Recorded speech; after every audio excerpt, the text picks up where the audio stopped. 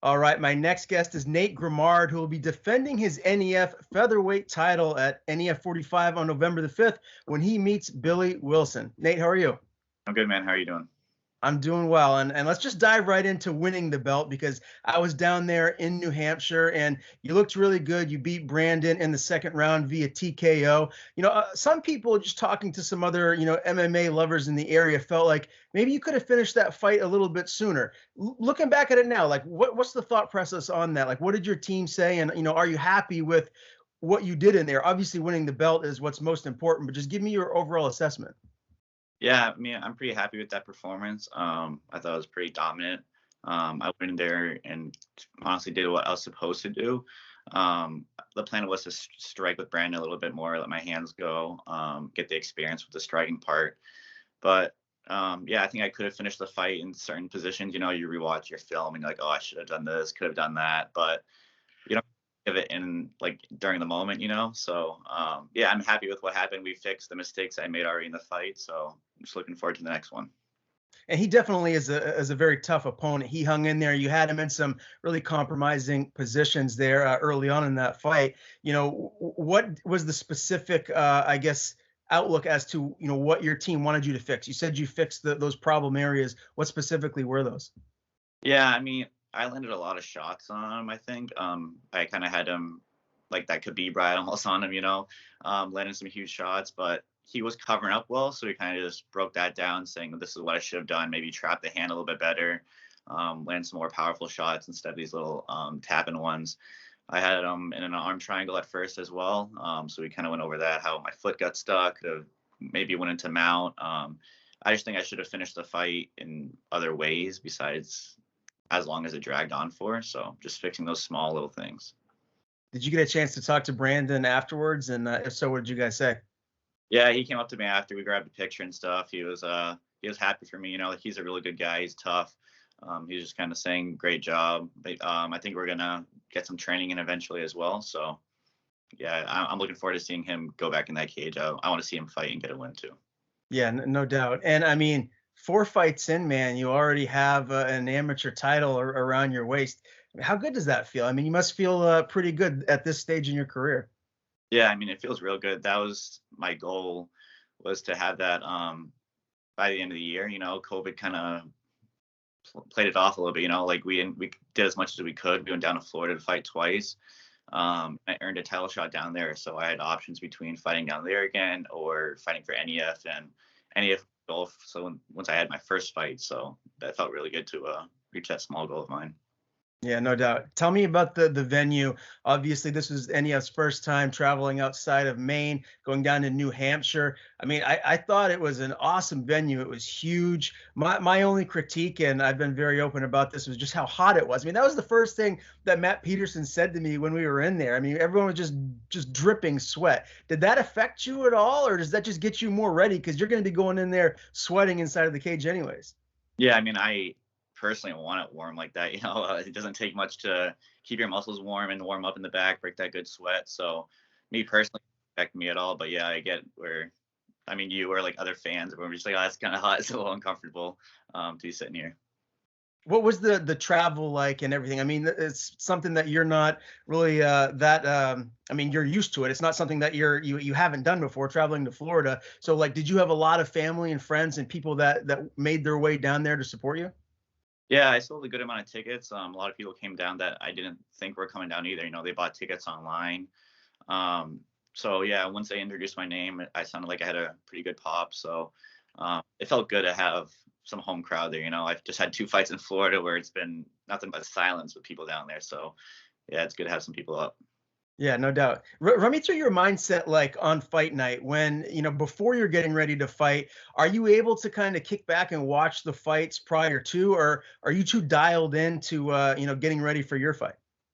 Yeah, I mean, this past fight, I did a little bit better with the emotions. I wanted to see a lot of fights, especially a lot of the local guys. A lot of names where I was interesting, a lot of fights. Um, but I mean, I still have a fight later that night, so I was kind of like pacing back and forth, trying to keep myself a little bit busy, just not focusing, getting on my head a lot. So yeah, I wanted to see Caleb's fight, Zach Faulkner from Recon, my teammate Kyle Pufall, who had a really great fight as well. So there's a lot of fights that interested me that I was glad I could watch before mine. Have you noticed I guess a difference in your nerves as each fight progresses? Like you're not quite as hyped up or anxious as you get ready to fight? Yeah, I mean, I think it's a lot of it's just staying active. That's my third fight this year, so it's gonna come quick. Just being more confident in the cage and being ready to go and not letting those nerves get to you.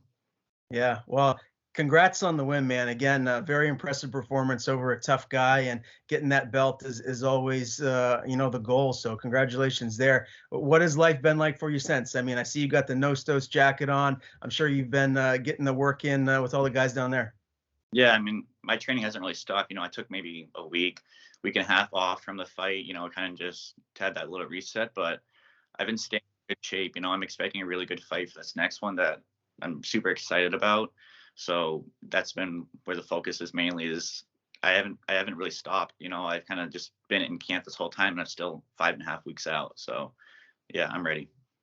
So tell me what this camp has been like. I know there's a new fella down there training with you guys, someone that I know pretty well, Aaron Lacey, and he's an absolute killer. So it must be nice to have him around the gym. So run me through, I guess, training partners and what this specific camp has looked like thus far. Yeah, Aaron and he's kind of like my main training partner right now. He's helping me a lot for this fight. He's doing a lot for me, just like training and sparring wise. I've been a good training partner for him too, I believe. Just kind of pushing each other, wrestling, good striking. Yeah, he's a stud, man. I'm really excited to see his next fight. I think he's made some big improvements. He has had a few years for a layoff right now, so he's been kind of eager to get back in there as well. Yeah, and he's such a veteran fighter, someone that's been there and done that. What's the one thing that maybe you've taken from training with him and just being around him? Because he clearly has a phenomenal overall skill set.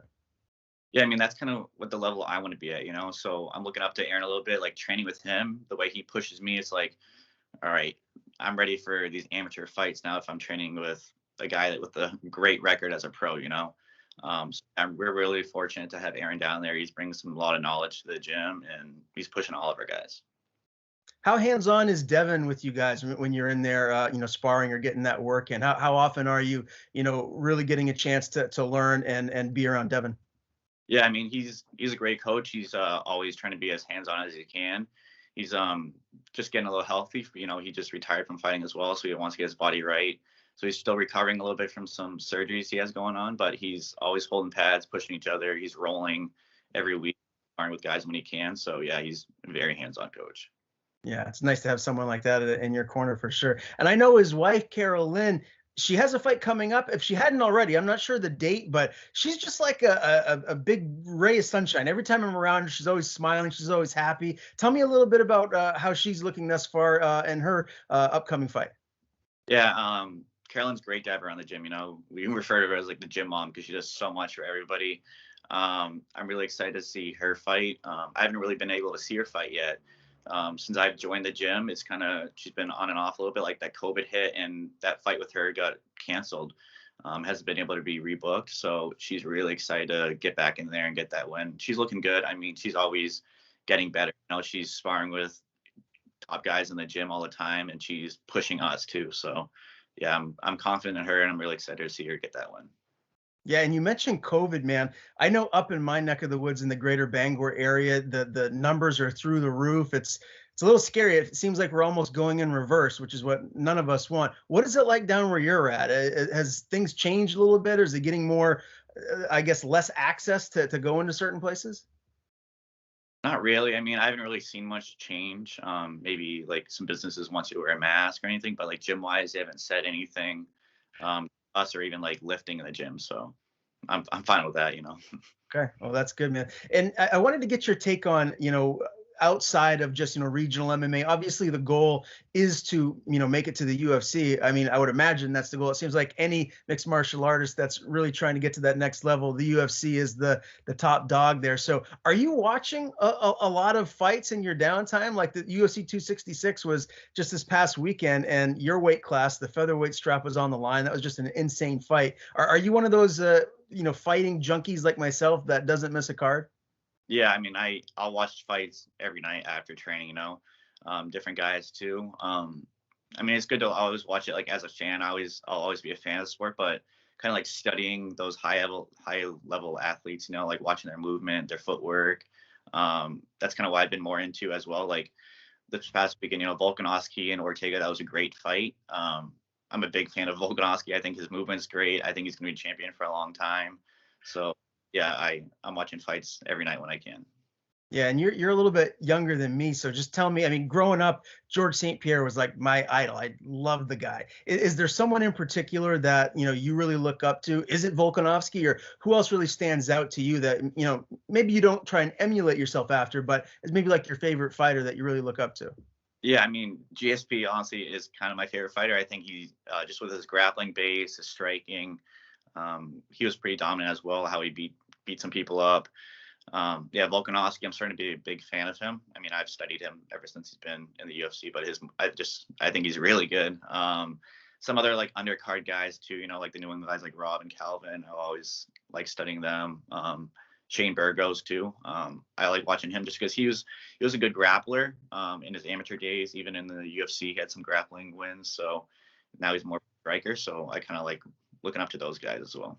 Yeah, for sure. Well, you got some good taste there. Let's talk about this title defense, NEF 45. It's going to be at the Aura nightclub in Portland. That's always a fun environment, a fun atmosphere, and it's really unique because it's like people are right on top of you, getting ready to watch you fight. So, I mean, how excited are you right now to go in there and have this first title defense? I'm really excited. This is a great fight for me. When I was talking to Matt about who I'm going to fight next, he offered me a few names. Some records were like 500. Some guys were just not as good as records as this guy. I picked the toughest guy. Matt said this guy's 6-1. He's going to be on the Jackson Wink MMA. Be a real tough fight for you. And I said yes right away.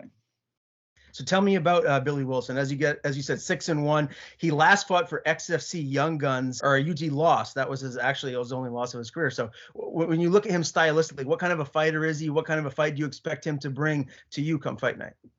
I think we fight very similar. He's a southpaw though. That's the only thing that's different. He wants to wrestle. He's dominant on top with his wrestling. Kind of like the same build as well. He has some more experience. He's from Jackson Wink and he has 6 wins. So yeah, he's good. I'm really excited for that fight. I think it's a tough test for me, but that's why I'm 4-0. I'm looking at a couple more maybe, and then looking to go pro. So this fight's perfect for me. I'm really excited for this tough fight. Have you had any guys like in camp, fighting southpaw to try and emulate him to get you ready for this? Yeah, I mean, Aaron's great at mixing it up. He's got some good MMA grappling, and he can fight southpaw as well. So he's been helping me out a lot. Like Kyle Pufall, he just fought. He's 3-0. He switches stances a lot. So mixing up all those training partners have been a huge help.